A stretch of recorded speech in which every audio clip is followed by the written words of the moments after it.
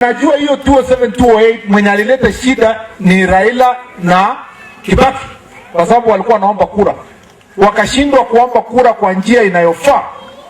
Na mimi nataka niseme ukweli, hata hiyo 2007 serikali walilala, police inspector general ya police wale wanasimamia Kenya kutoka 2002 mpaka 2007 walisimamia nchi vibaya, wanashika watu wengine wanaacha wengine, wanafanya siasa ya kupanga huyu unaacha huyu. Siku hizo ndio tuliambiwa hata title deeds are mere papers, because maneno kidogo kidogo. By 2007 the country had become extremely polarized because of small politics.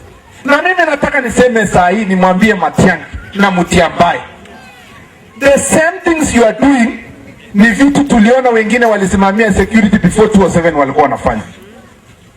Ile ya kusema shika huyu wacha huyu, fukuza huyu waachilia huyu, nyang'anya huyu security mpatie huyu, kubalia huyu akuwe na gang yake lakini uondoe kutoka huyu. The things we saw in Kibra the other day, if by now the Inspector General of Police, the Minister of Interior has not done anything, I want to tell them, and I want to tell to the face, we are sowing seeds of discord, seeds of violence. Now we will reap like we have reaped before. And I want to tell President Uhuru Kenyatta, being our own president, I want to tell him congratulations for running this country for the last 7 years peacefully, despite the fact that Raila alikuwa huko India analeta vita, ukasimamia nchi peacefully. Sasa huyu amekuja ndani, amekuja kukoroka serikali, kuhakikisha ya kwamba wakati anaendeleza vita kwa kona za Kenya, polisi hawatafanya chochote, kwa sababu inasemekana yeye ni mtu wa handshake.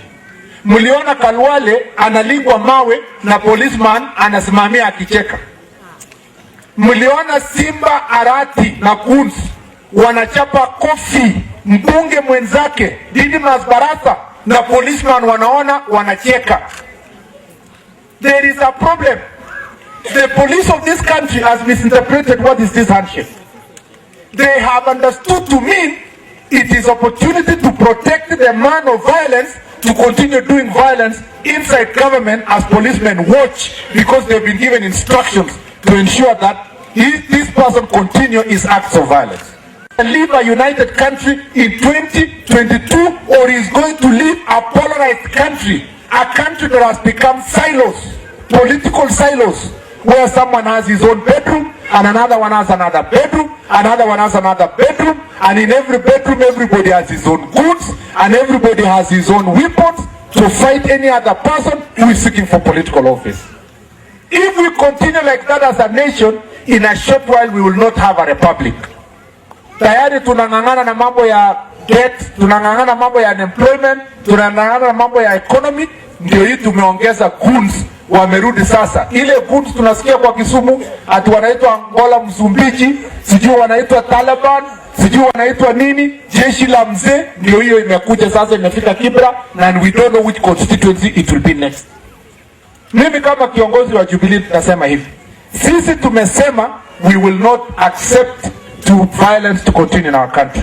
Na hata kama tulipigwa mawe, we want to say this, we will not use revenge. We don't want to revenge on anybody. And we want to insist,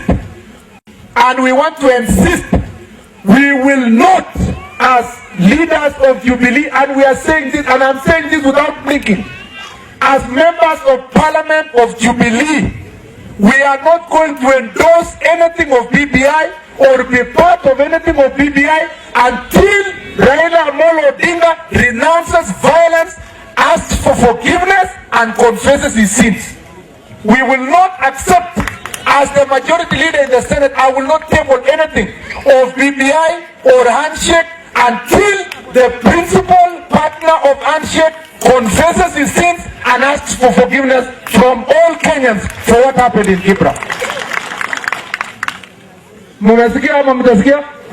Mimi kama kiongozi wenu nimesema, kama kiongozi wa Jubilee, sitakubaliana kushikana mkono kupitisha chochote ambacho itatoka handshake ama BBI mpaka wakati ule kiongozi wa ODM Raila Odinga atakapotubu dhambi zake na aombe msamaha wa Kenya, ndio sasa tuanze mpya, tuseme tunapitisha document ambayo mwenye anahusikana ametubu dhambi. Ile ilimwakika kwa Kibra, hata kama hakuna mtu alikufa, kuna watu walimwaka damu.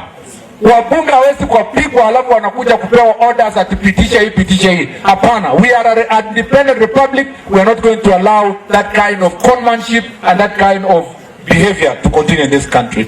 Poleni, nimesema maneno mengi, lakini lazima niseme kama kiongozi, kwa sababu sitaki kuattend another mazishi after 1 year or 2 years ati kuna Mkenya amekufa kwa sababu ya siasa.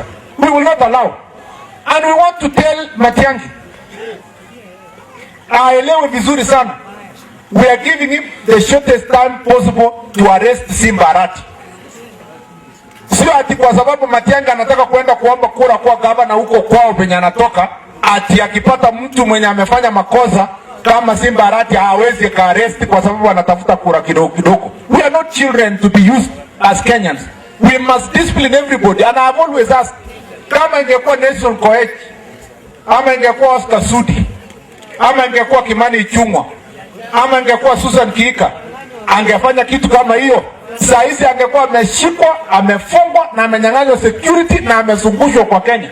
Why are there people who over a lesser God, and there are people who are higher and better covered in this country than others? We are not going to accept that kind of behavior. Asanteni sana.